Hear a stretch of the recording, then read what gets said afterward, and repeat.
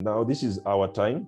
This is the time for us to use this as an opportunity to build our capacities as SMEs to be able to now harness the resources, make necessary changes in our businesses, be as resistant as possible to the effects of disasters.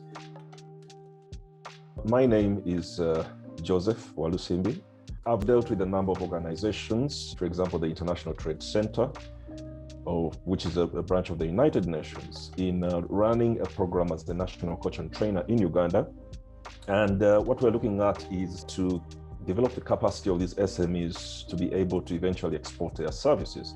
So I advise different businesses on how to be able to grow sustainably.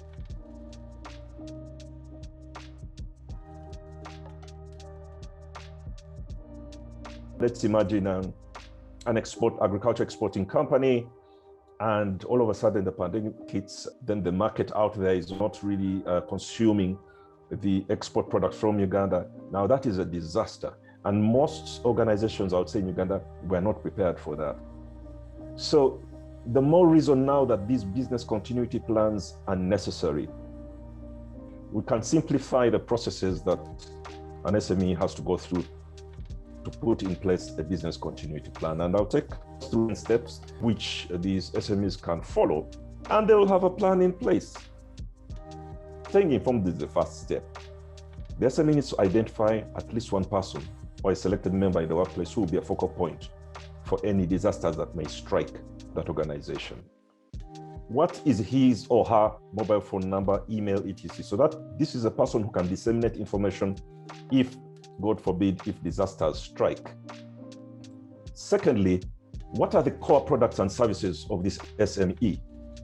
The SME needs to go through its product portfolio and identify which products or services are essential to the survival of that business.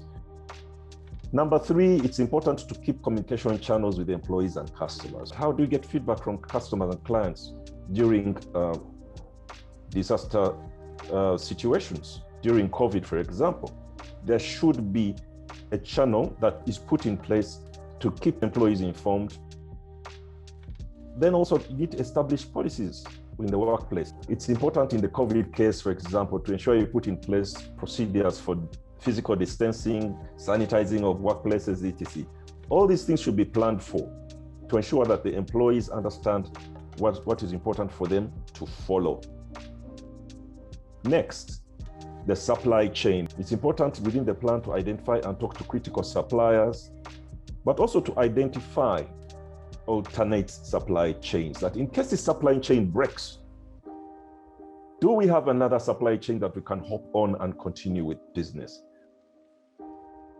Also very key is in the plan is how to modify your service delivery to customers. Can you explore opportunities to adjust your production lines? Does it always have to be a traditional way of how to produce and deliver to customers? Or can you think of a different way of how to do this? Lastly, exercise the plan. Put it on paper. Test it. So that is a simple way of how to look at a business continuity plan. Let us also take into consideration that there are opportunities out there to help us as SMEs. Let us take advantage of these opportunities to be as resilient as possible.